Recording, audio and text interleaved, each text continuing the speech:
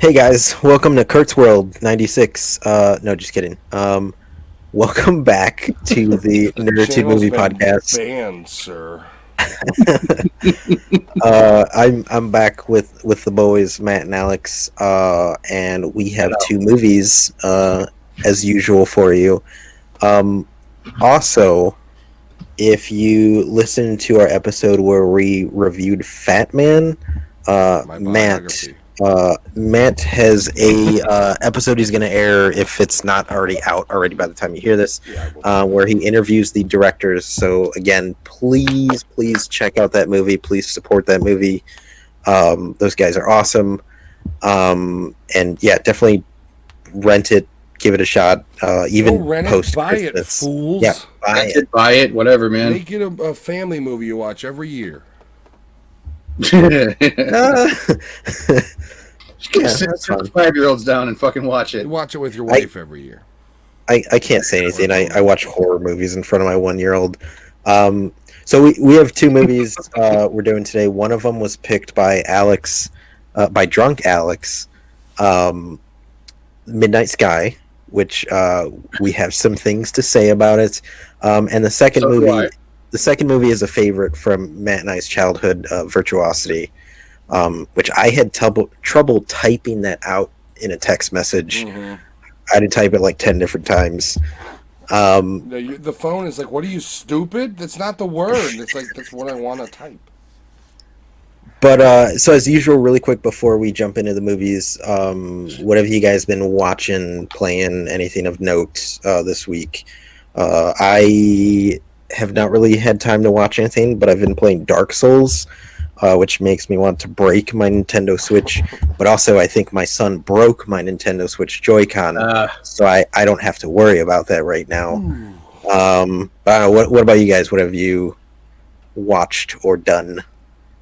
Well, for me, I watched a little more of Office, and then I've done a little more Chicago PD, and I've been playing Grounded on my fucking PC. That's about it.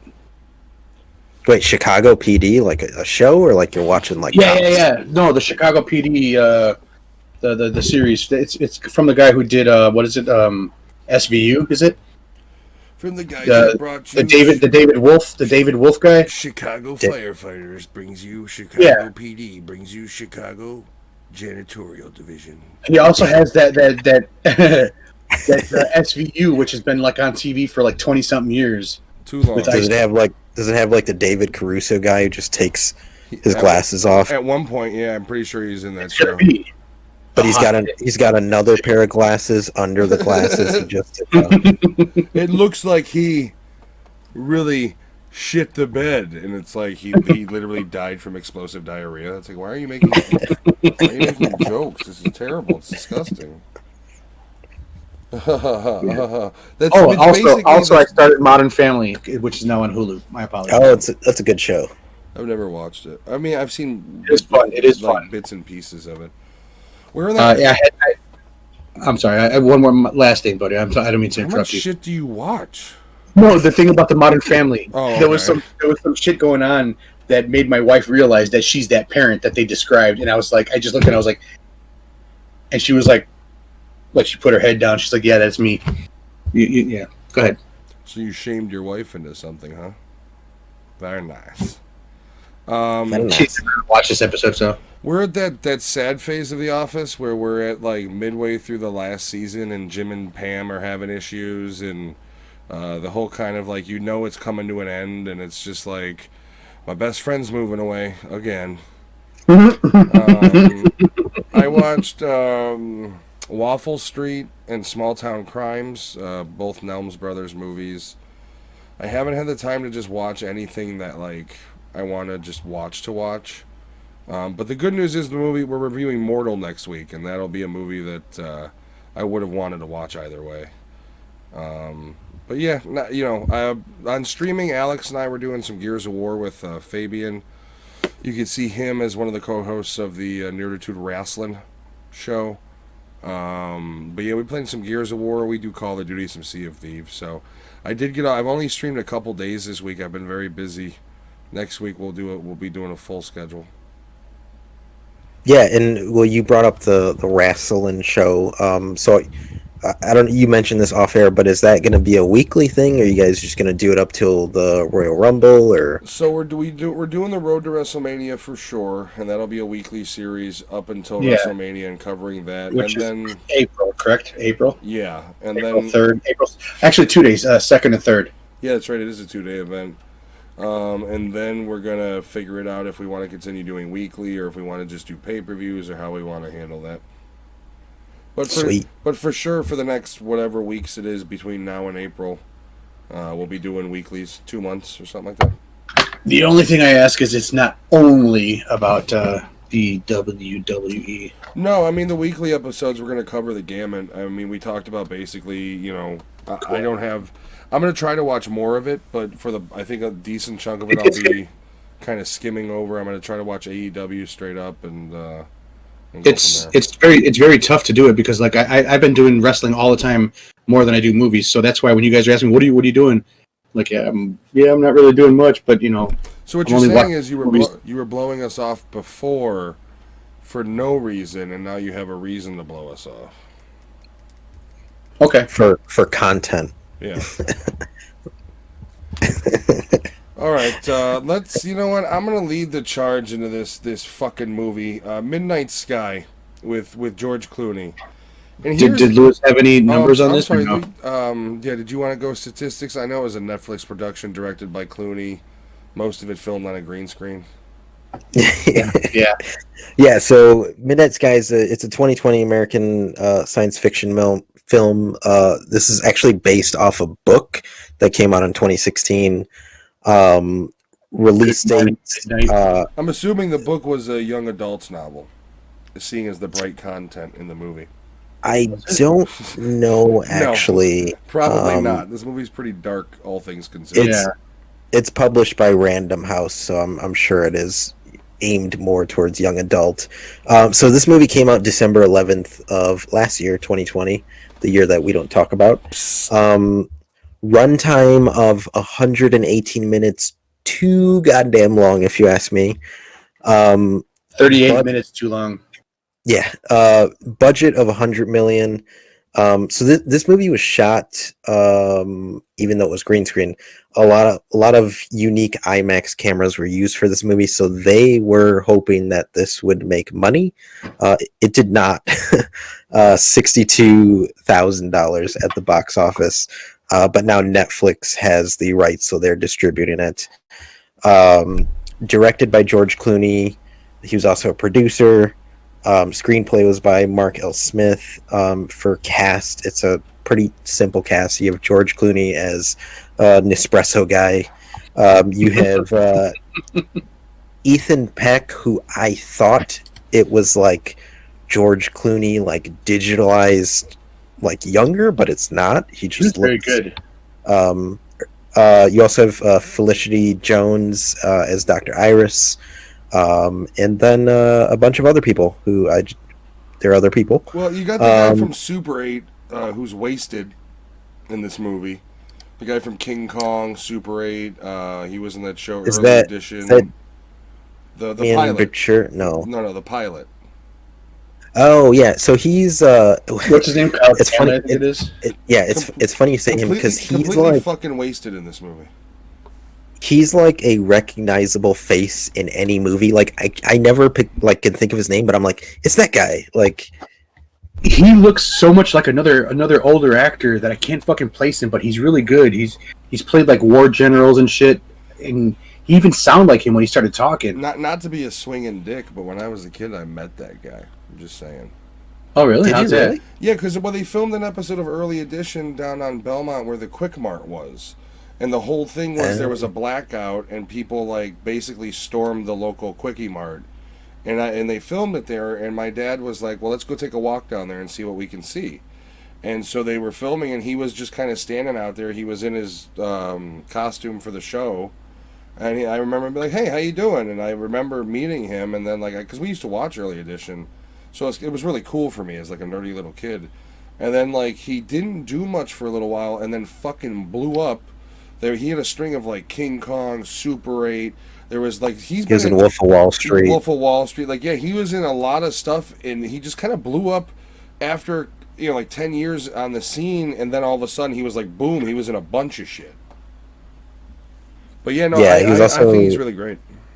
he was in The Kingdom, which I like that movie too. He was just wasted in this movie as like he was less than a side character. Yeah, so we could jump into this movie, Matt. Uh I mean, here's the I'll thing. let you go. It's not a bad movie, and I know last week I said I wouldn't give it above a 2, and I'm not going to give it above a 2, and it's for the simple reason of, and maybe this was the film's objective, because the whole film is very much about the isolation and the dread of it, and the fact that there's virtually no humanity. I get it. But this movie legitimately, like, it gave me anxiety and the feeling of dread. Like, as you watch the movie, there's not one fucking sunshine, and I called the whole idea of the little girl way early in the movie, but as soon as she shows up, I'm like, this is what's going to happen. This is the truth. She's the daughter, yada fucking yada. And sure enough, everything I called happened. So I literally had to go through an hour or 2 hour long movie, a slug of a movie, by the way. I mean, the scenes where they're traversing the frozen landscape is like, geez, fucking come on. Like, I get it. You're going to shield yourself from the wind. You're still in the negative whatever cold. You got to get out of it completely. Like, what, unless you got something to... Anyways. It just, I don't know. It drug on, and it was shot beautifully in certain scenes. Certain scenes, the CG was questionable. I don't know. It didn't look bad, but there was some weirdness to it. So, I mean, it was a cool concept. I like space movies. I like space tension movies, but it just was very flat in a lot of ways, where you expect kind of the movies to go, and it doesn't go there. I mean, the most tense scene in the movie is his snowmobile going into the ice. Mm-hmm. Oh, and his machine. Him losing his chemo, his blood transfusion machine, like because he's dying. Yeah. Yeah, and that's the whole thing. Is basically the movie starts out in a very vague way of just telling you like, we're all fucked. We're leaving here. We're gonna go be with our families, and he's like, I don't have family. This is kind of where I belong, and if I'm gonna fucking die anyways, I might as well die here. And he stays behind. So the movie's very much about his isolation. Yeah, it did set it up pretty fast, man. Because he says if you miss one day of your transfusion, you can die. And right when he said that, I was like, oh, he's terminally ill. I was like, great, this is fucking really great. One of the things I don't like is the fact that like they're too vague on what the global thing is. Like if you're gonna, it doesn't make any sense for it to be a climate change thing if there's radiation emitting everywhere. Like, so it's very misleading on like, they talk about the science of how we killed the planet, but then they make it seem like nukes went off. So the whole concept of the global event being not talked about as to what it actually is like, fuck you. Like you're not building mystery. You're just shortchanging the audience from a backstory you should have already built. And as long as the movie took, it should have been put in there. There should have been some kind of explanation. Something. There should have been an explanation. So I feel like at times I felt like this movie, like I was watching two different fucking movies. Yeah. Like the scenes with George Clooney on Earth. My wife had made the comment like this is like the Road Space Edition. Yeah. And then you jump to the scenes with Felicity Jones in space. And like half the like 75% of the scenes are like happy-go-lucky. It felt like a sitcom. Also, I just wanted to point out in every movie since the dawn of movies where there's like technology and there's futuristic technology and people are doing stuff like virtually, like without touching stuff, it just looks bad. Like even in the Iron Man movies where he's like doing stuff like with his hands, I don't know what it is. It just always looks terrible. Not even look at the Avengers movies. He was a floating head half the time. Like, yeah, I don't go back and watch them in 4K because that's the other mistake they made. They put them in Disney Plus in 4K, and then it really even in Endgame. There are scenes where Robert Downey Jr. is a goddamn floating head to his CG armor, and it pulls me out of it every time. I will agree with Matt, though. This movie does have some beautiful shots in it, Mhm. but also on the other hand, some wonky CGI. The one that threw me off, not to cut you off, but it was the beginning where she says, like, you left me, on the planet. That right there, I was like, what is this shit? I was like, this is bad CGI. I was like, this can't be. And then it turned out that it was a dream. I was like, okay, now I can understand why it looked like shit. But everything else from there was kind of a little bit better. But that first CGI shit was bad. What is up with George Clooney throwing in jump cuts for no reason? He's got two of them. He's got the Yeah. dream, and he's got when the fucking capsule's sinking. Same virtual exact shot. And maybe it's to build the connection. Spoilers: daughter, father. Mhm. I don't know. So the one of the cooler scenes to me in this film is the meteor shower that hits the space station. Yeah. And in that scene, it goes like in parts from looking beautiful to some of the CGI just looks really bad. Mhm. Well, and the astronauts' bodies almost had like. Yeah. You remember the Intel blue guy dolls that just had stuffing in them, and they were just it's like it's like when he was going to after the meteor shower when she notices she's bleeding, and Adewale goes to her. The animation on him was cartoonish. Mhm. It was odd, and I noticed that, and that's why I said it's got to be like I've never seen this animation in a big budget movie, so I'm assuming it's a new team or something. But it was just weird looking to me, and just transitioning from that. Holy shit, was that a lot of fucking blood when they get her back into the chamber? Yeah, it was a lot of blood. I saw that, and my immediate thought was the same thing they all thought, which was, that's too much. That's most of your blood. Like, that's a lot of blood. She's dead. Yeah, and then the crazy fucked up thing is, for once in a movie, everyone in that room was thinking the exact same thing I was. Like, they all looked around, and there's that pause, and I like this scene where they're just like, oh fuck. And they don't want to say anything, and then she's the one who points it out where it's like, that's too much blood. And then, of course, Yeah. she panics, her blood pumps more because the heart rate is up, and she passes away and dies. Which is sad because, she was basically kind of like a surrogate daughter to Maya, or to Iris, right? Mhm. Yeah. Yeah, which we don't know her name is Iris the whole time until Well, the end. they call her Sully, in fact, instead of Sullivan. And as soon as I saw Sully in her name, that was the other thing. Like early on, when I looked her, when they say her, I was like, okay, Sully Sullivan, that's the daughter. She did have a kid, and like, so. But just jumping to the ending, that scene where they finally show her, she drives away and the kid's in the car.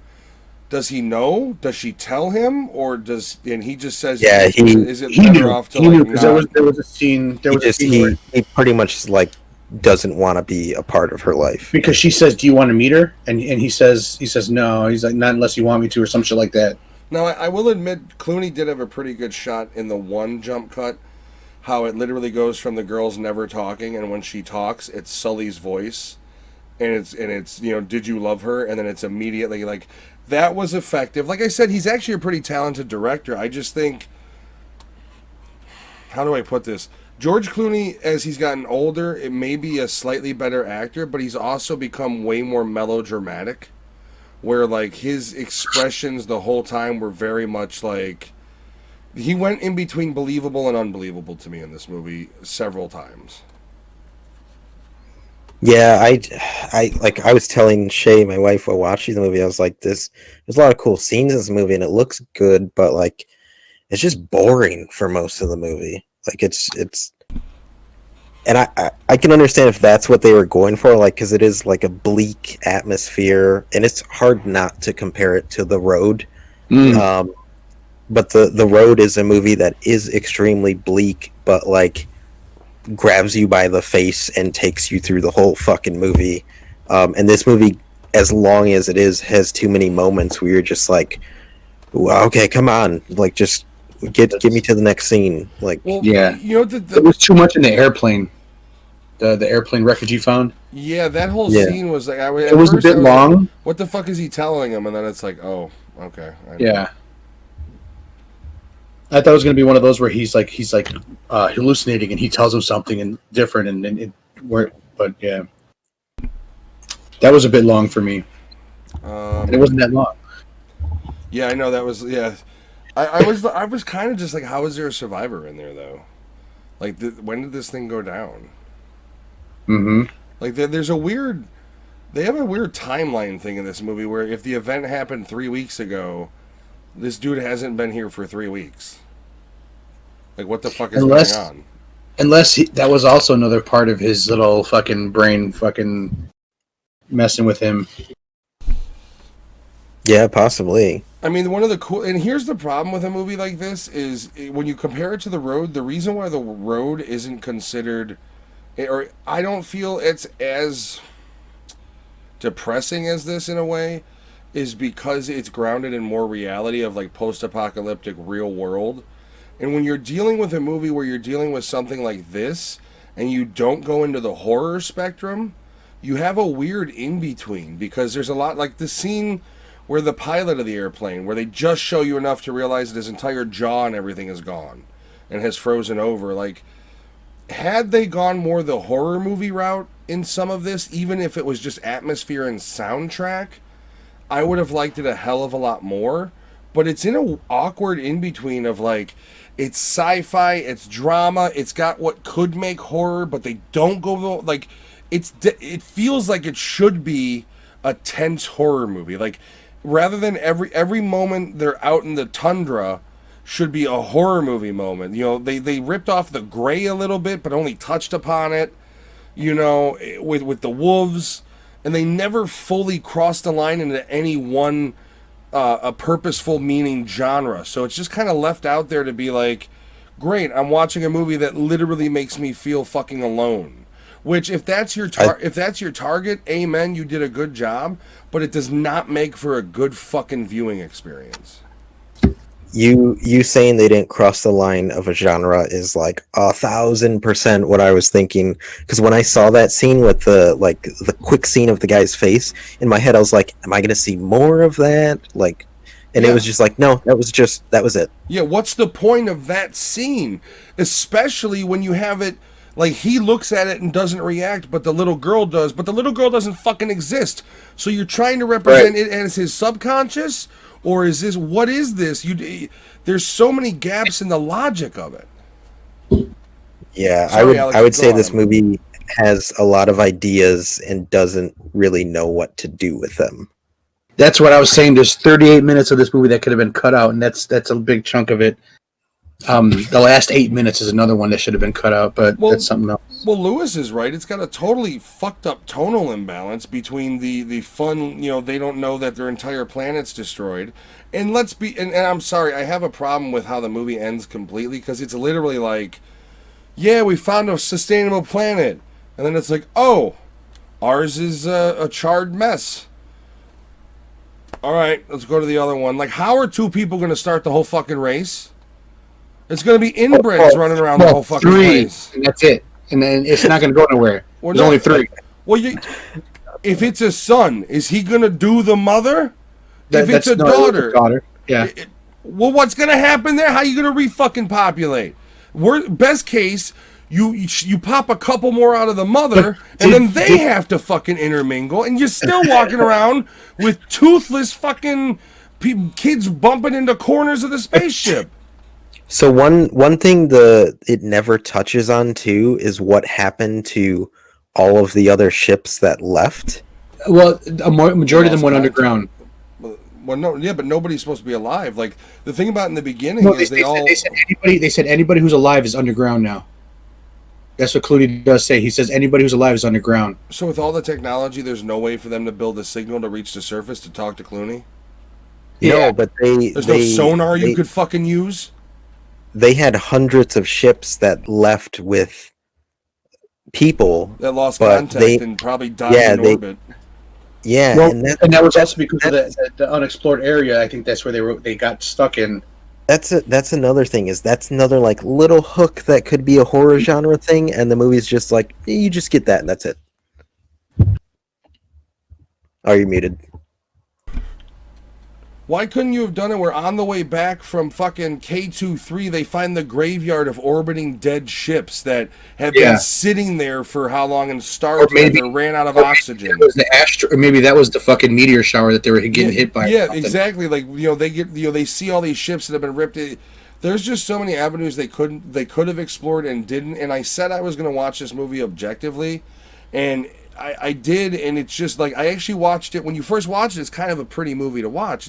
He does the landscapes great. It's obviously nice 4K transfer. The CG, while somewhat wonky, holds up for the most part. But it's just, and then you literally have to sit through 2 hours of just fucking, not only is the world fucking dead, but this guy's got goddamn cancer. He's seeing ghosts that he never existed 25 or 20 years ago. The beginning of the movie starts off with him saying bye to every friend he's ever known.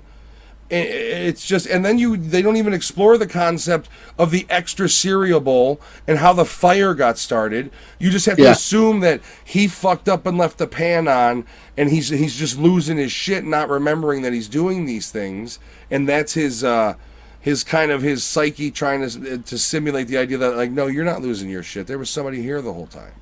But you're not alone. But that's not explored. Not really. Bad Clooney. But I mean, I didn't hate it as much as I thought I was gonna, but I didn't want to hate it, and that's the problem. There was some shit that was kind of like crazy to me. Was first of all, the spacewalking. If it was in real life, if I was out there, you wouldn't find me out there. Fuck that. That would fucking make me shit myself like you wouldn't believe, man. I don't even go on roller coasters. The other thing is a pregnant woman doing a spacewalk. Now, was her suit designed to stretch? I mean, just curious. You mean to honestly tell me that the difference in gravities and the difference in pressurizing of the cabins doesn't affect the womb? Oh, I'm shit I'm like sure that. When you go on an airplane, your blood pressure rises. The only reason she was pregnant in the film, because that wasn't in the original script, is Felicity Jones was actually pregnant, so they just kind of rewrote it like that. But in actuality, no, she would not have been given the clear to go on a fucking would be space dead station. from the different fucking or did she get knocked up pressurizations. by K23, and then they were traveling back, and that's because how much time does it take to go there? They're pretty And ambiguous no, about it, but how long were they on the planet? By actual protocol, like in their mission briefing would be like, hey, don't fuck each other because that's not what you're supposed to do. You're not fucking rabbits. That baby would be owned by the goddamn government. All right, and here's the thing: if you enjoy really kind of drawn out movies that are really dramatic and designed to like try to hit you in the emotions, even though for me, I didn't feel bad for anybody. I didn't have any like verklempt. I felt like shit while watching this movie, dude. Like, I can't describe it. Like, I felt like, you know that feeling you have when there's a lingering problem and you're just trying to push through your fucking day and you know it's there? Like for me, I did the interview today, but the whole time, part of it, besides my nerves, is I'm thinking about my car and external shit, Like, that, to me, that's what this movie did to me. Like, I'm trying to watch the movie and I have like unnecessary panic and anxiety in my head, where it's just like feeling of like, fuck, something is wrong. Like I'm literally a dog who heard a siren 3 blocks away, and I'm just like I literally am sitting there just fidgeting because I'm just like, something is like there's disturbance in the force. Like, I don't feel well watching this movie. I don't know, and maybe that's their goal, but fuck.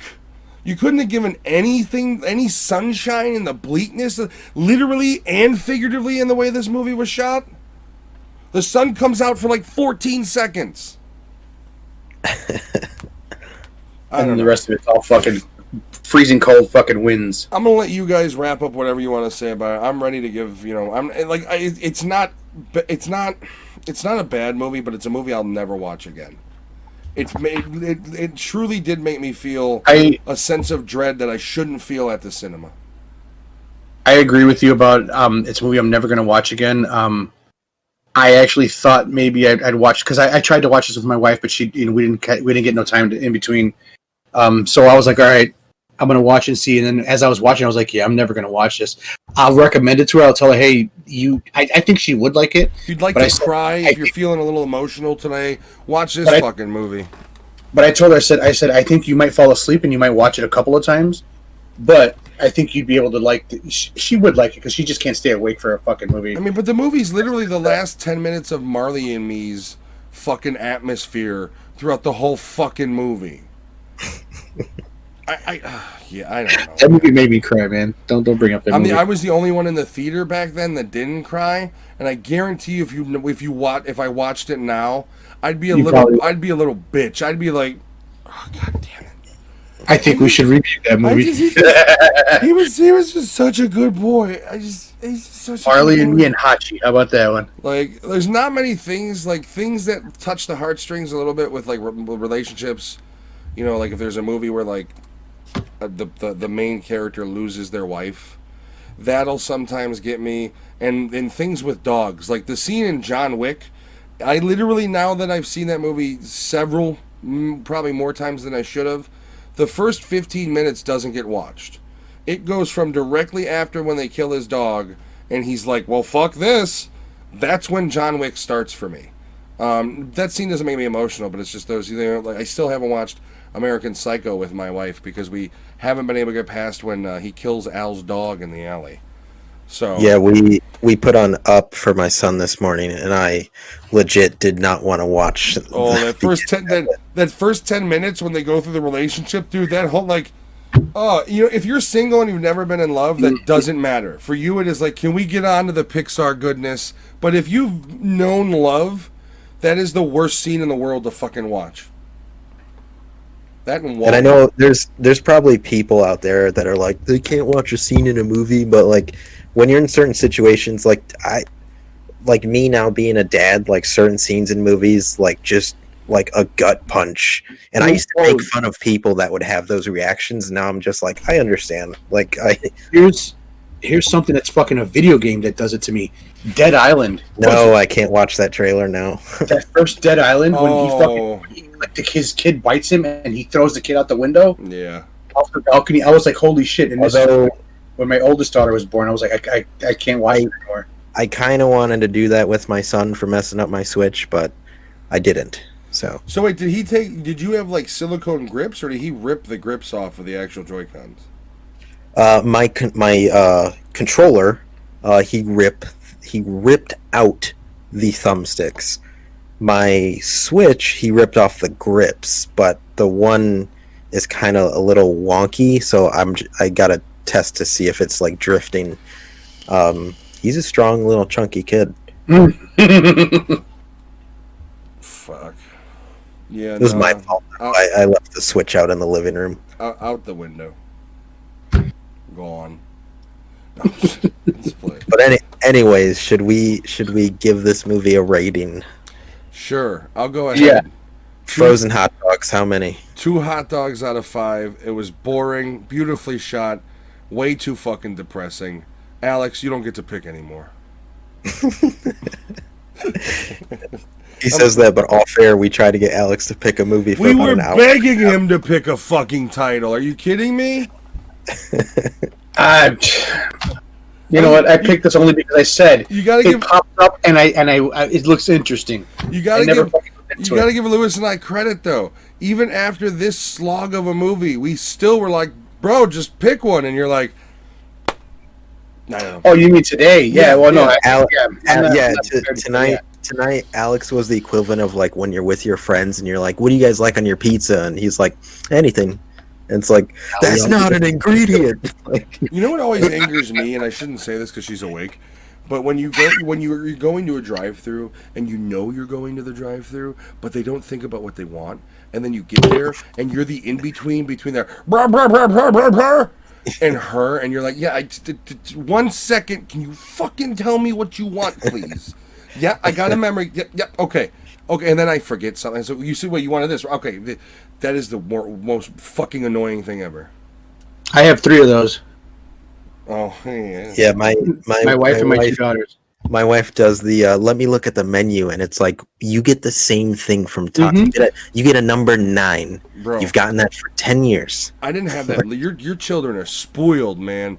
I How, didn't get how that. long? I How long got you have to think about what soda you want to drink? if we It's went a Diet fucking Coke. if we went to fast food, if I got a choice, I was given like 4.5 seconds, and then they just went to like when you change your resolution, and if you don't click it in time, it's like fuck it, we're going back to whatever. They would just default, and it's like, well, you're getting a fucking you're getting a quarter, whatever small burger they would do.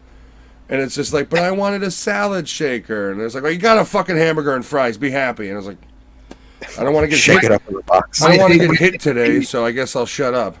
My one kid would say, "I want a cheeseburger." And I'm like, "Well, they only have a double cheeseburger menu." I was like, "Either you take the kids meal or you take the double cheeseburger thing." Well, I don't want a kids meal. I was like, "Well, then you're getting 2 cheeseburgers, which are shit." But I only need 2. I only want 1. I was like, "Well, it's gonna come with 2." I was like, "They don't have the 1." Why don't you just fix it by eating it? Like, that's not a problem. For me. I'm like, oh, you only want 1? Daddy wants 1 too. Thank you, dear. We're all happy now, aren't we? And then if you want 1 later, I've already fucking eaten it. Sorry. I Eat what I want you to eat. I dated a girl in high school who we went through a McDonald's drive-through, and she asked for if they had a veggie burger, and they told us yes, and they gave her just a fucking Big Mac with no meat in it.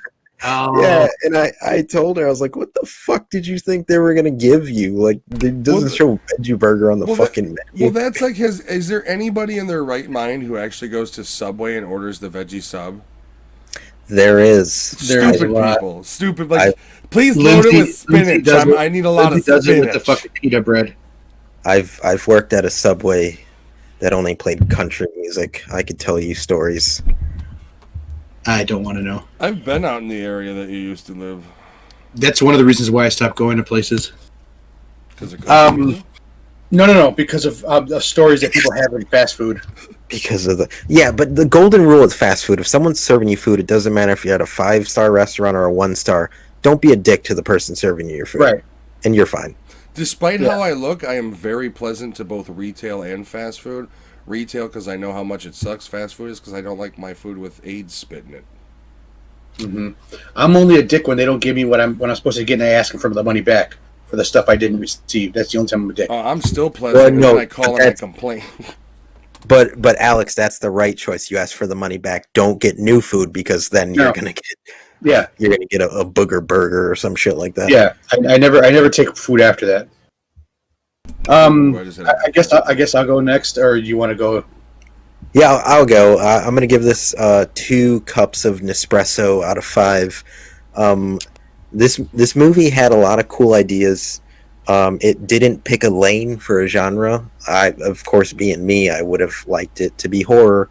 It could have leaned more into drama. I don't know. I don't like movies, or I don't enjoy movies that don't decide what they want to be. It doesn't catch my interest. And this is the first movie in a long time where I watched the whole thing, but the whole time I was thinking, like, this is just boring. Like, there's a lot of cool stuff. Yeah, there's a lot of cool stuff. The acting's good, but I'm just bored watching it. So yeah, two is Nespresso like is that like espresso coffee? It's a fancy ass cappuccino maker. It's the machine. It's the machine. Well, no, Nespresso is the entire. Espresso is what's inside it. Nespresso is the whole brand. Like, they have their own Nespresso flavored coffees and everything. No, so I'm gonna do two really essentially expensive Nespresso machines out of 5. All right, there you go. For me, I found it to be an entertaining movie for my wife. Not for me. Not for me. It entertained you because she fell asleep. Right. Had I watched it with her, yes. Had I watched it with her, yes. No, but honestly, it was really long. 30 minutes could have been shaved from the entire thing to just get the point that they were trying to do. The last 8 fucking minutes in the credits was the 2 of them, and when they were like, it's just the 2 of them. Oh, I'm sorry, the 3 of them, because there's a baby. And no, you're thinking that old, New Testament thought, Alex. It ain't a baby till it's born, okay? That ain't a person. You got it, okay? I'm not gonna take this neo-conservative religious bullshit from you, man. Okay. Hey, I didn't see a ring on that finger. That baby's gonna be born in a Well, space sim. my wife and I talked. Was it artificially conception or was it I out of don't know. eyes?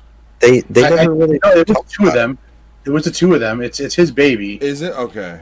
Yeah, because she says because I had a she dream that you left me, and he. yeah Yeah. Okay. yeah. Although, And then, what if they did like a space paternity test and it turned into a Maury episode of like he's not the and There's father? only it was fucking the two of pilot them. that went back to the. It was the pilot that went back to How Earth. how frustrating would that be if you think you have a child on the way and you're the people that'll rebirth humanity, and then come to find out if it's fucking dude from Super 8's baby. Although that does give you Now more they have a breeding chance to options, repopulate. yeah. Now they have a chance to repopulate If the it's Earth. a daughter, it's just 18 Adam and years. Eve. Although they're writing the new laws, so I would imagine that he's like, we got to get, I'm sorry, but it is what Yeah. it is. But with that, like I said, that ending, man, it was really fucking long. Those last 8 minutes of the credits, it was pointless. They should have just ran fucking titles instead of fucking seeing them do their little thing, beep beep beep beep, whatever. That's what they did. They pretty much just touched the board. That's the name of this episode. Beep beep beep beep. Man, how do you spell that? We'll figure it out. All right. Two fucking hot dogs, man. Two fucking hot dogs. I did not. I was getting to it, but I kept getting interrupted. All right. This review is almost as long as the movie at this. No, I was joking. Not nearly as depressing, I hope.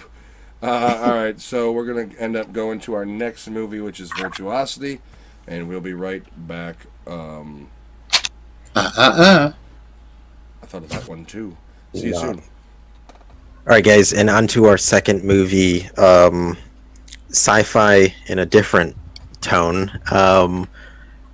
Virtuosity. So this movie came out in 1995, which I will say before we get into it, this movie is silly, but it is ahead of its time, I would argue. Also, before we get into the movie, I think there's a magic that the early 90s to mid 2000s sci-fi movies have that new sci-fi movies don't. Like with just like how cheesy their version of like futuristic cool shit was compared to now. Like I even think back when we did Event Horizon, like that movie doesn't hold up as much today, but like I still like that version of sci-fi rather than the new shit.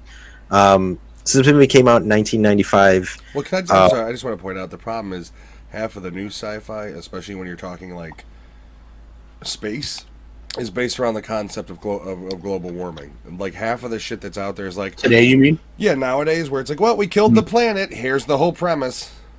Well, so that leans into like Americans' views, like the American view of science fiction, because in the 20s and 50s it was like the future is all happy, and then you get to like the 80s to 2000s and it's like the future is it's dangerous but cool. The future's got Terminator in it, man.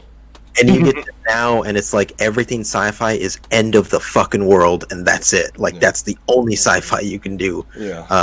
Which was the world ends because we killed it. Yeah, so, it's fucking Greta fucking pointing at you. Or if you're watching Tenet, the whole movie boils down to climate change in one line, very low line.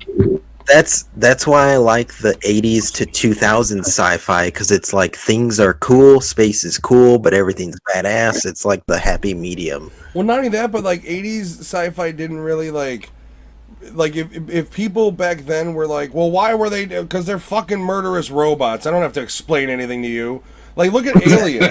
Like, what? There's no origin to Alien. It's basically like a squirrel. A squirrel got on their ship, but this squirrel happens to be able to rip them to fucking pieces and spit acid on them. Like, and if I guarantee you, somebody went to Ridley Scott and was like, "What's the alien's motivation?" He'd be like, "It's a fucking alien." Like, are you kidding me? Nowadays, did the alien origin actually show up like in 20 years later or no? Well, they tried to. I think they brought in Prometheus or whatever. Yeah, which was there was more of over 2 movies. You learned that more about how these beings created humanity than the xenomorph. It was almost like the And whole they came movie, back to kill the us? whole movie's about how they created humanity, and then like there's a small scene at the end where it's like, oh, by the way, they created the xenomorphs too. Yeah, Ridley Scott's fans pretty much all think the same thing, where they're like, just leave it alone, just don't touch it, just leave it alone. Or but he goes, do a legitimate alien, like even that Alien one he brought out wasn't like, do a legitimate Alien movie, even if you want to go more the Cameron route with Alien 2 and have it more of an action spectacle. Get back to the source material. Or could they do a crossover with Indiana Jones? You do Crystal Skull. You do And the understand? Crystal Skull. Yeah, no. I'm kidding. By the way, No. I paid to see that movie. I know. I'm so sorry you I did. saw I'm so it in sorry you did. theaters, and as soon as Shia LaBeouf was like jumping between cars, I was like, I want a fucking refund. Like, get me out of this place. The one time I'm in a movie theater, just like, it's a prison of lies. I waited. Oh, good. I waited for it to be released, and I bought it, and I was like, "Fuck! I wasted $20 You should have just went to the theaters for $10 and realized. How I shitty know, it I was. know. Aren't they doing another indie movie? Yeah, with Old Man Ford too. Huh.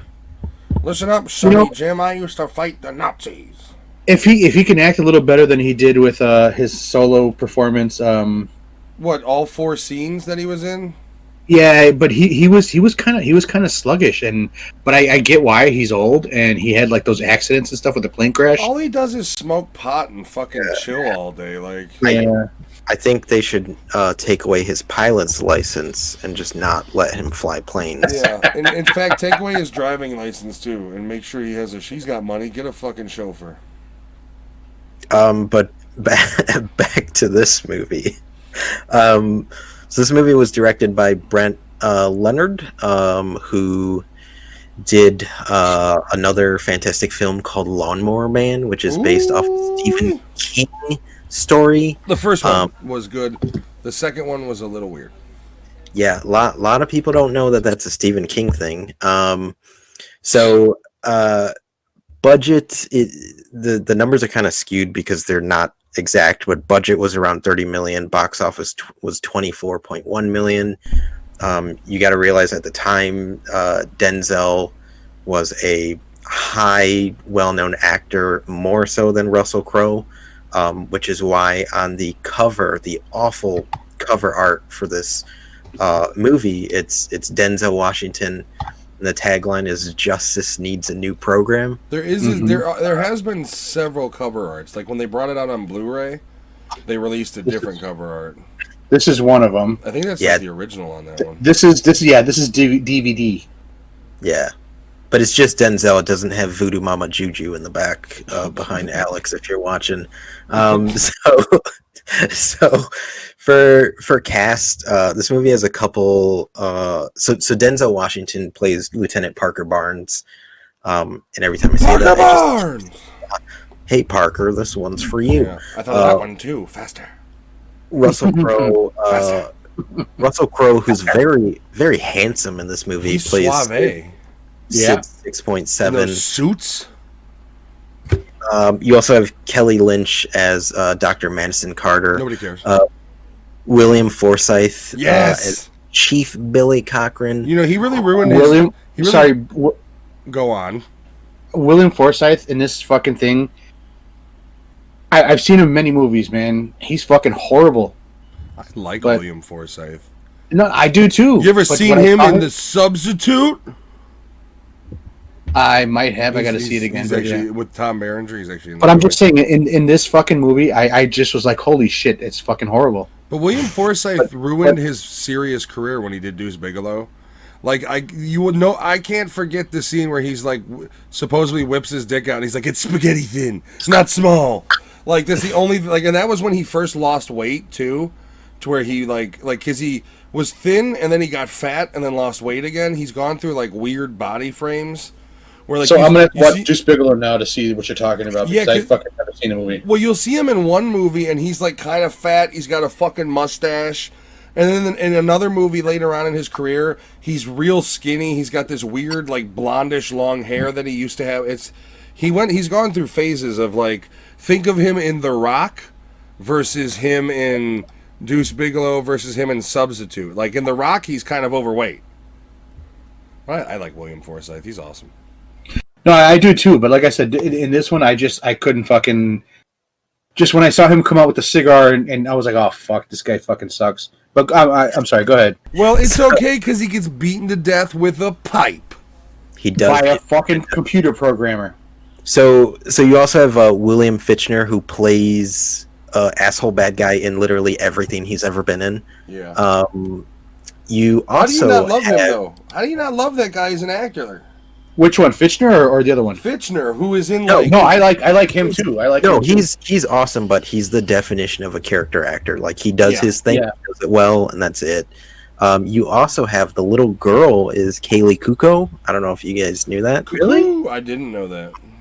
Yep, she's in The Big Bang Theory and other stuff that she's not great in because she's not a great I actress. didn't know that. That's cool. I mean, she was terrible in Virtuosity as a child as well. So Yeah, she's very pretty though. You have one of the singers is played by Tracy Lords, who's an old lady porno I did star. notice that. Yeah, I did notice that. well, you know why she's an old lady porno? No. Well, no. Technically, there was one video that was legally allowed to be released because everything else was under 18. Because everything else was before she was 18. Yes. But you know what else she was in, right? Crybaby. No, Blade 1. She's the vampire bitch that takes the garlic to the throat. Is she? Yeah. She But she's might also have in Crybaby. Harvey Weinstein. We don't know. Never heard of him. So before we jump into this movie, I did see that apparently Denzel Washington kind of changed dialogue because he didn't like parts of the script. And again, I think Denzel Washington is an awesome actor. I think he also falls into the category of he kind of just plays Denzel Washington in every movie. Yeah. But I can also see he probably is one of those actors who's probably hard to work with. He probably is a big diva, yes. I mean, here's the thing, though. Like, I wonder what dialogue he changed. Because if it's a scene where he's like, they're telling him you got to take her along with you. And he's like, if she gets, hit by a car, shot, struck by lightning, it's not my problem. Like, if he added that in there, I've always liked that scene. So it's like, I'd love to know what his contributions were. It might be any kind of portrayal of apparently there was supposed to be a love interest thing between him and Dr. Madison, and he pretty much said like, nah. He was right. That would have been totally stupid to add in there. He's still grieving about his dead family. That wouldn't have made any sense. I'm on his side on that one. Yeah, and so I couldn't help watching this movie because this movie, if you are watching this movie and you've never seen it, you would say that this is a very bad movie. But I argue, for one, anyone who does that, when people do that and they haven't seen a movie, because my wife does that a lot, she'll, like, I'll be playing an 80s movie and she'll say, like, oh, that's really bad. And I told her, I was like, if you're viewing a movie through that opinion, like, you're kind of doing yourself a disservice. Like, if you watch a movie from the 1970s, sitting there thinking like, this looks horrible, like, you're not watching the movie. It's a time capsule. Jen you're supposed to for what it is. Correct. Jen doesn't get to tell me movies are bad because she likes like movies like Now and Then with Rosie O'Donnell, and I'll just throw that in her face. I'm like, really gonna critique me when you're watching fucking 80s teen or 90s teen comedies every night? Yeah, and I've never understood that. I'm not going to put on Hercules in New York and be like, this is nothing compared to Tenet. Like, it's just not. Yeah. Like, how could you watch this? Well, it was made 30 years ago, but okay. When you have a movie that's been filmed and put out there for the first time ever, which is like a 70s or 80s or 90s, depending on how it goes as far as, graphically or not, all that shit. But any movie that's made in the 80s, it was made for the first time and nobody's touched it. And when you watch it as a young person, you see that, you're like, holy shit, this is pretty cool. But then when you watch it older, you're like, okay, I get why it's fucking stupid or cheesy, but it wasn't done before that, and that's why it's fucking good. Well, yeah, exactly. Like, that's the viewpoint I try to get. Well, okay, that's what I do too. You could argue that this movie's concept it could still be relevant today because we haven't hit this level of technology. Yeah. This is still an idea that you could remake and still be relevant, especially if you want to tap into the idea of, if the economic crisis, and rather than hiring people, the government's developed this or is developing this new program, and SID 6.7, rather than the guy trying to make a model to have sex with, the idea being the government, they're doing a test program, and instead of them, exactly, instead of them uploading, like the standard soldier that it's supposed to be, he uploads 6.7, and like you make it more of a military complex type thing. And I think it would still be very relevant simply because we haven't hit that. So the idea of like creating a fucking nano chip that can spawn a being is still wildly advanced. So, I mean, I gotta say, for 95, this movie's CG is, while it's not great, it's fucking think of the movies that were out in 95. Yeah. Like, it's, for what it is, it's pretty good, considering it's a lower budget sci-fi movie. Like, I don't think this thing was a huge budget. Yeah, and it got shadowed by all fucking reviewers too. Oh, it did. Yeah. Which, what, man? I don't even know if it, like, I don't know. I think reviewers are out of fucking touch. I'm getting tired, and I know this goes a while back, but it's still relevant today. I'm getting tired of people reviewing the movies on a flat spectrum. Like, there's no way, in any rhyme or reason, this movie should be reviewed the same way as a movie that's an Oscar contender. Like, this movie needs to be looked at as it's a dumb, fun sci-fi action movie, and it's all about entertainment value. Are you going to...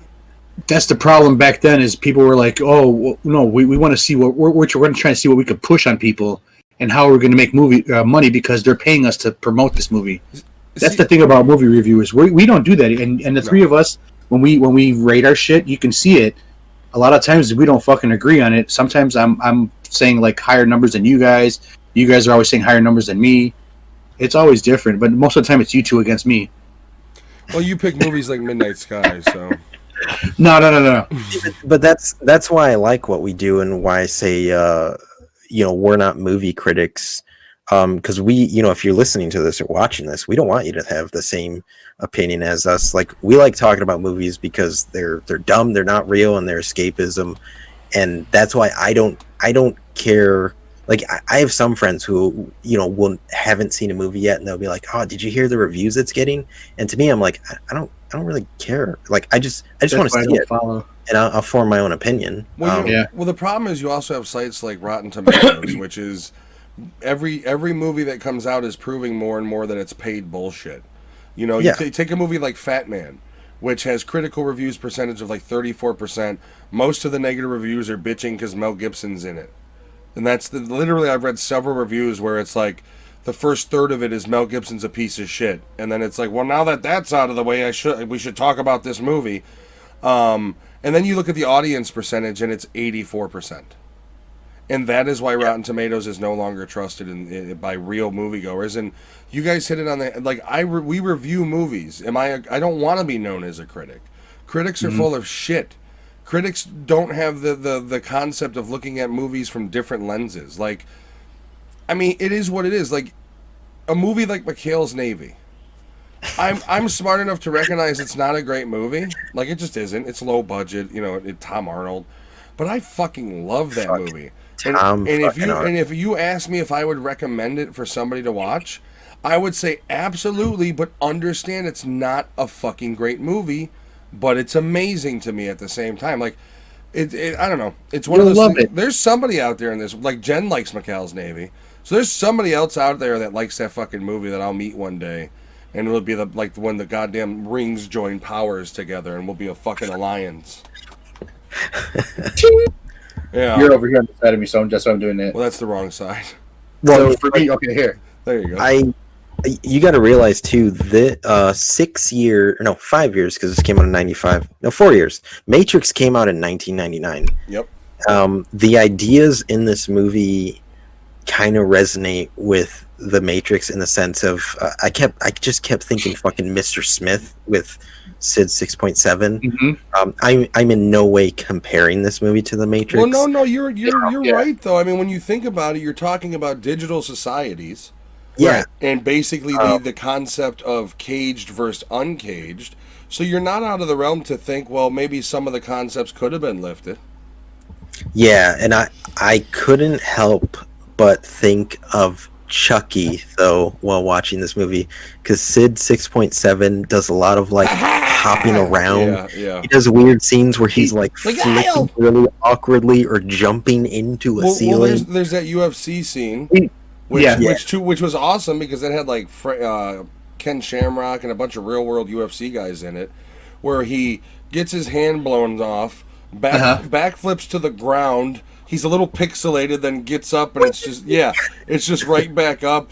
And then when he jumps over the fence, it's actually his hand covered in fucking some blue shit. Well, I noticed that real quick. That was kind of weird. The crazy thing about this movie is, as cartoony as it is, it's rather violent. I mean, when you think about the whether it be when he murders the entire control center for the UFC, or when he takes over the television studio and shoots the guy in the forehead point blank. His first thing to do when he gets free is he murders a wealthy. Doing the awkward. A wealthy. Well, he kills that guy, but then he kills the wealthy couple, and spreads death to the pigs. So the whole concept is 6.7 is a culmination of like every nasty fucking murderer, serial killer, mass murderer you can think of. It started out with like 100 and something. Well, yeah, and they didn't create them; they raised them. So basically, they had to feed it. Yeah. The concept is the way they explain it is basically they took every nasty motherfucker you could think of and threw him in a wrestling ring, and the dominant personalities win. He's fighting himself internally just as much as he's aggressively on the outside. And it's goofy, it's cheesy. That was actually interesting, though. Yeah, How they came up with that idea. And it's cheesy and it's a little disjointed in parts. Denzel plays really well. I mean, Denzel's opening scene is him fighting a white power dude who tries to kill him, and then getting his ass beat for defending himself. And his whole concept by police too. Yeah, well, and he's supposed to be a cop. Yeah, but you got to remember his record is tarnished because the whole thing was there was Matthew Grimes is a famous. He was like a anarchist, murderer, whatever you want to call him, a terrorist. And Denzel Washington was the cop on his trail. So Matthew Grimes liked to play with him. His famous line is, "Hey Parker, this one's for you." And so they tell you later on in the movie that Denzel's family was wiped out by Matthew Grimes. He set up a pressure plate bomb. When Denzel went to go in, it blew up, but it didn't kill him. It just removed his arm. And he does have his family, though. It kills his family. He's got a cybernetic arm, and which comes into play several times in the movie. Which, by the way, after that scene where he comes back with no fucking arm and he starts fucking shooting people. Awesome. Yeah. I love it. I did like it a lot. The one scene that always still kind of makes me laugh, though, is when he's like, "Stay down!" He's got that, like, "Stay down!" Like, he's got that weird, like, cadence to him because he's, "Stay down!" Like, he's trying to yell. But no, that whole scene where he starts ripping through him is like, not only did you kill his family, you fucked up killing him, and now he's one-armed, ready to just take you all on. And unfortunately, the news crew that was there basically spooks him, and he opens fire on him and kills him. And ends up crossfire, that's why he ends up going to prison for killing civilians, and why he's probably hated. But the whole thing is they basically say, you're the one who took down Matthew Grimes, who is a part of Sid 6.7. He's one of his personalities. We're going to put you on a release program to catch him. And they lie to him. They put a poisonous tracker in his neck, and that comes to fruition when he finds out. He basically, the one scene I like is William Forsythe when he's like, he goes and he shoots up the center that controls it. And he's like, "Anybody using this chair?" And then he whips it into the, that scene makes me laugh all the time too because of his weird accent he's using. But and the premise is, it kind of, one of the really cool things they do in it is the scene where Russell Crowe basically, he thinks he kills Denzel and he tosses him off the roof, and Denzel hits the ground, and then he gets back up and like just kind of like, which is, it's really neat because once again Russell Crowe is from the computer world, so he doesn't understand. Once they basically, Denzel by the end of the movie destroys Russell's body. He demolishes it to the point, which is also another really cool scene where he's all fucked up by the glass, and he's just he's starting to heal all the limbs and shit. Because once again, glass heals him for whatever fake science reason they gave. And there was something about the nano. I think what they say, nanobites use the nanobites use the glass. In layman terms, because that's what I'm going to use. But it boils down to where he had kidnapped Carter's daughter, and now that Denzel's killed him, how the fuck are they going to find the daughter? So Who, by the way, she became a bomb expert out of nowhere. who? The daughter? The fucking doctor. No, she didn't. The fucking psychologist. Yeah, she did. No, she didn't. She tells him how to redirect the fucking bomb. Well, didn't she have they were talking? The cops had Waylon, the guy who created everything in Sid 6.7 on the phone, I believe. Yeah. Okay. Because somebody was giving her the directions. I thought it was him. Okay, I didn't catch that part. So I'll have to double check, but I'm pretty sure that's what happened with that. But I could have swore that she just out of nowhere was telling him, "Oh, you got to do this with the bomb." Because remember, and check for this. Yeah, but remember right before that, she sees him in the crowd and pistol whips him, and then she takes him into custody with her. I think the whole thing was he was telling them how to disarm it. Okay, but I'll have to double check that. But yeah, so they basically finish the movie, and then next thing you know, the next scene is like the fight scene you just watched. And this time, it's Russell Crowe basically throws his ass off the roof. He wins, and you see an alternate kind of take on the scene. And then Denzel, of course, is in the game, but Russell Crowe doesn't realize that. So Russell's kind of Sid's doing his whole kind of terrorist thing with the little girl and his hostage, and then Denzel pops up again, and he's just like, "I'm back in the fucking box." And then he starts distorting, like that whole distorting the reality thing was very much Lawnmower Man-esque. Like that's all I think about when I watch that scene. Over it. Because he has control over it. I love Russell Crowe's performance in this movie. Makes it for me, because it is wacky, but I mean, once you wrap your head around, he's an AI, and when he was in the program, it was a game to him taking out these convicts. And when he's out of the program, it still is a game, and it's also the reason there's so many times in this movie where Parker could be killed by Sid, and Sid doesn't let it happen because he wants the game to keep going. And again, like if you stop telling yourself like this is a really cheesy movie and the plot's really wacky, you could start to understand why Sid acts the way he is. And it's pretty much like it's a cat and mouse, and Sid wants it to be that way until the end of the movie. Because you have to have that villain hero thing. Well, you even have that scene where he busts him out of the police van and shoots the guards, and it's like he's talking about things that he shouldn't be able to comprehend, like, you're the only guy in my dad's car, Parker. And he's like, I'm giving you your freedom, short-lived maybe. And then he explains the poison in his neck, and it's just like... That's a badass scene. And he really is kind of the Joker to Denzel's Batman. And I do really like some of the lines they give Denzel, like when they're in the SUV chasing him, and he's like, "Give me that crowd pleaser," and she's just fucking hands him this giant shotgun. Those are like, oh yeah, those are like those little kind of like nods to the 1980s movies where it's just like stupid little lines that you don't expect to enjoy, but they resonate.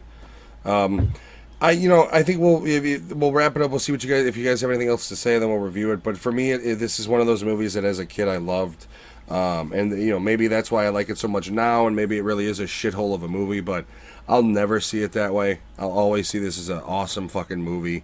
Matt and I used to talk about this movie all the time. Yeah, it's not nearly as good as Demolition Man, but when you're talking right, when you're talking mid-90s sci-fi action flicks, I'll put it up there in the same list of like if you're telling me like what 5 sci-fi action from the 90s should I watch?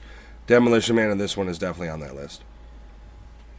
Yeah, I agree. And I honestly, like I said, if you watch movies and you're put off by the way, like how they are made because of the technology at the time, you're really doing yourself a disservice. Like you should enjoy this movie for the plot. It is wacky, and the CGI, doesn't hold up as good. But you got to remember that in '95, this movie was cool. Like, we're also talking about the generation that talks shit for wonky CGI, but is also like Wizard of Oz is just the best. Yeah, it's like, oh yeah, is it? Which was made in what 30s? Yeah. There's just backdrops. There's no actual technology, but we'll talk shit about the CG. Movie. I still like the movie. I like Wizard of Oz as well. It's actually it still does hold up. Yeah. I was just using it as an example of like the opposite of like technology. I did like how at the end there was that little thing where the little Sid 6.7 pops up and he goes, he starts telling him like this is where I spent the bomb, but it's called Bomb Shop Sid. What is it? Let me see. Bomb Shop 6.7 instead of 6.7. Yeah, I like how they included those little details and stuff. That was funny. Well, you even have the scene in the TV studio where he's like, "Welcome to Death TV." He's got his own animation and everything somehow already made. Or even the fucking the orchestra he tried to put up. With the yelling, more diaphragm. He starts doing all the hand things like he's doing one of those. Yeah, he's playing it like he's doing the DJ thing, and then he gets lit up by Denzel. And then he literally springboards above him and makes that like wow, like jump above him. And then he's still getting shot, and he's just doing like his dance, and he's like, "I know like you." Leprechaun. He really is. He's very much like Leprechaun in this movie in a lot of the scenes. I gotta say, his hair throughout this movie stays on point. Yeah, all the time. Kind of like somebody. Oh wait, he's over here now. But yeah, kind of like this. What are you talking about? My hair doesn't stay on. Oh. Your hair's been staying on point all night. It's because it's freshly cut. Do a front flip, and we'll see if your hair stays the same. Can you do a front flip? Let's see if my hair my wife. No, you do a front flip. My wife hates when I do this because I'll just part it. I'll part it the exact opposite way. And no, I don't like it. It's like, now it's a comb over. Now you see, now it really does look like somebody from Eastern Europe in the 40s. That's the problem. You look R-worded that way. Put it back the other way. Holy shit! Oh my God, how much grease do you have in there? There's no grease in there. It just like all fell back into place, though. No, I could never do that. I don't ever put. That's just my hair is like that. I don't ever put product in my hair. I don't have any reason to. My hair is lush. So, anyways, Russell Crowe's acting in this, like we were talking off this podcast. He was just like new into all this shit, man. So that he didn't have his like niche, like how Denzel was Denzel. Yeah. Like Russell Crowe didn't have a character that he was falling into. Well, he's very much being a character actor and just playing like it was weird. It was weird for me to see him in that, and to portray that character. So I was like, what the fuck's going on here? Oh, I loved it. I loved his character. Man, it was just odd for me to see him, but I liked it. I still liked it. I'm gonna be honest with you. I didn't have time to watch this movie this week, but I've seen it probably. You're just playing off memory. Probably 45 times. I've watched it. I had a VHS of this, and I wore it the fuck out. So I didn't need to watch it, but we talk about it, and now it's like, I need to watch this fucking movie again. I just watched it like 3 months ago.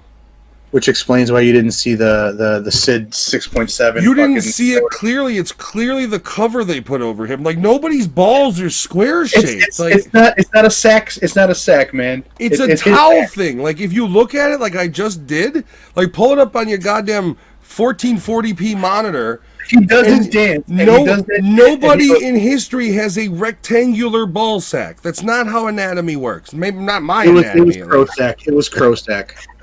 You can say you're really focused on the whole Russell Crowe's balls thing. It like, I mean, you want me to? I'll tell you what. I'll see if I can email him, and maybe he'll send you an imprint of his sack since you're so enamored by it. They probably don't look pretty now. I want a casting of it. Yeah, get a mold. Russell Crowe now looks like he ate Sid 6.7. Or maybe he'll be your next interview. I'd love to talk to him. I'm a huge fan. I mean, you think I give a shit how he looks? In fucking Virtuosity. I guarantee you if I did interview him, I would ask him that. And he would be like, no, mate, it's a towel. Like, you're being, why are you focusing on my balls? Like, what is your problem? All right, let's give this thing our stars. I don't give a shit. I'm giving this a 4-star rating. Ooh. For 4 hot dogs. I love this fucking movie. I recommended this movie. It's dumb. It's goofy. It's action-packed. If you're a sci-fi fan of the era of 80s and 90s and you haven't seen this, Alex, I don't know what your fucking problem is. I've watched it. I just don't remember it. How long ago? Fucking I don't watch things over and over like that. I watched it when it came out too. I can watch a movie.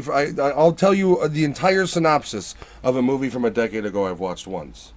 No excuses. All right, Lewis. Wait. Did you give your stars, Alex, or have I been the only one? I don't remember. Just you so far. Sorry, go ahead. I'm the one drinking, by the way. I'll go next. I really love this movie. I'm gonna give it a 3.5 only because you brought up Demolition Man, and Which I is far hold that better. Yeah. at a higher caliber. But I like Russell Crowe makes this movie for me.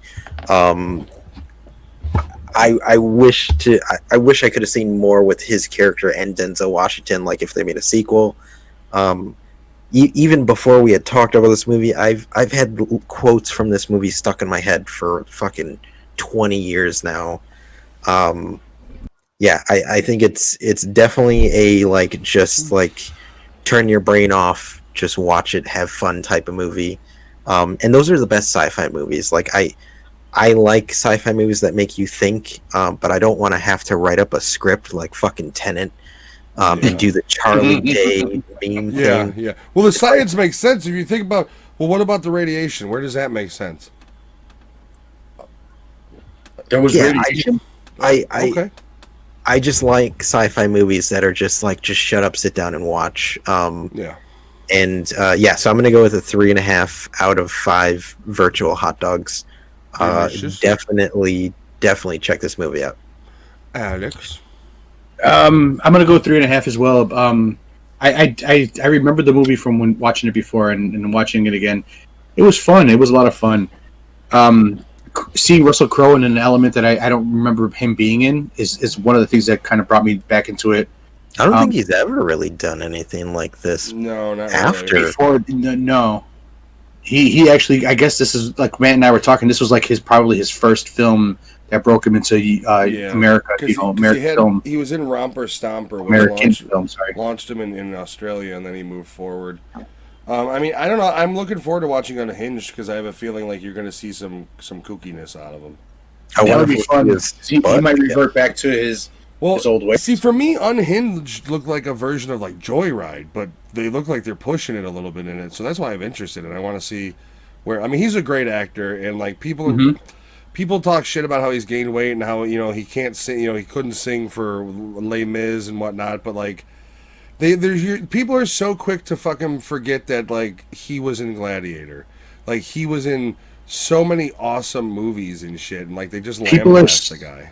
People are so quick to judge, like you did with George Clooney. How was I quick to judge? I gave you reasons why I don't like George Clooney. I know, but you started blasting me, and I never said I that. didn't blast you. You got to stop taking shit so fucking personal. If I say I don't like an actor, I don't give a fuck if you chose the movie. It's not against you. He's still not a great actor. And his fucking Midnight Sky, the movie he directed, proved the words. Tell me why you like him, and I said I never said I did. Exactly. Anyway. So my point, the reason I said that was because I got you to admit you chose a movie that was just because, like, fuck it, it's there for an actor you don't even like. So you gave. There's no valid reason to watch the movie beyond like, well, it's on Netflix. No, I wanted to watch it because it seemed interesting. But you didn't. Which turns out that it was long. But that's not what you said, though. Yes, I did. You said I just want to. No, you literally said I can pull up the fucking. I'll edit the fucking footage into the episode. When you were like, it was there. It was there. It was there, and like, you keep harping on that, and I didn't attack you personally. I don't have to like your suggestion. I watched it. It sucked. Your suggestion was bad. But you didn't see it before, so it's not even like your suggestion. Like you said, it was just there, and you're like, fuck it, let's watch it. But now you found out what trouble that gets you, and you had to sit through that fucking thing for 2 hours. You can't tell me you were having fun during it. Like, you were probably kicking yourself in the ass more than I was for, like, you were probably like, I can't believe I recommended this fucking movie. I gotta sit through 2 hours of more boring than Dune. I don't know. I did recommend The Shed last year, so I think I have that award. You do hold top honors for shittiest movie, I think. I do, but I also like shitty movies. So it's like, I don't know if in your head you guys are probably thinking like, did he recommend this movie to torture me, or did he actually want to see it? But Alex, I could figure out movies to torture, but what were you saying? What's my what? What's your rating? Oh, I said 3. I said 3.5. Yeah. Okay. You guys combined have a pretty bad record though, because you both ganged up with the whole RoboCop 3 train, and that was one you shouldn't have boarded. I'm just saying. Yeah, that was That was the equivalent of like you're out with your buddies and like you shouldn't have had that last drink and you're like I could do it and it was Literally, bad. the only people who saw that in theaters were people who couldn't get into another screening because it was sold out. They were like, I guess it's here. Here's what happened with RoboCop 3. I made it as a joke, and then you guys ran with it, and I still kept running it as a joke. And then I started doing fucking World's Greatest Dad. And then you guys combined them both. It wasn't. Yeah, but the joke's on you because you had to watch them both. Yeah.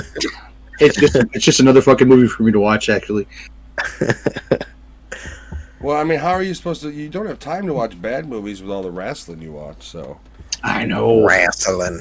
All right. And you mean extra movies? I watched the movies that were assigned, but but don't watch extras. Don't both of you just? I swear, a couple times you both had said that you guys watch more old wrestling clips than new shit. I do a lot. Yeah. I would much rather watch a recap of a Raw episode from fucking '97 than a new episode. Here goes something that Matt and I talked about. You want to watch a movie that I've actually liked because it's a guilty pleasure. Not that it's a good movie. It's a fucking horrible movie. It has Corey Haim. It's called Prayer of the Roller Boys. I don't think I've heard of that. It's actually on YouTube as a free movie. The whole thing's out there. Yeah, it's not a good movie at all. But it's a fucking guilty pleasure of mine, and I fucking watch it if I ever find it. But that's totally fine. I have guilty pleasure movies that people think are awful, but it's like how we bring it. I'm not saying The Office is bad, but it's like how we bring up The Office. Like you just have those things where it's just like your go-to thing, which is like all of my picks are good picks. You guys know what you're talking about. When I tell people my comfort food movies, when I tell people my comfort food movies are horror movies and Game of Thrones, they're like, "Do you watch anything happy?" And I'm like, those are my happy things. Like that's just what I watch. I just want to. Anytime Waterworld pops up, I will fucking watch Waterworld. Anytime Postman pops up, I will watch Postman. Postman's boring as fuck.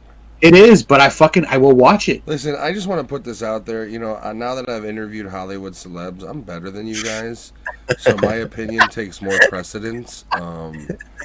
So from now on, just so you know, changes are coming. I'm better than you. Even though I'm going to ask you for your suggestions on movies, I'm picking them all from now on. So the next episode, Matt's going to be in a tennis sweater and an ascot around his neck. No, I was thinking better. I was thinking like gold chains too. You know, like just completely I'm trying to lift my hands, but they're so heavy because of the rings I have on them, type of thing. You know,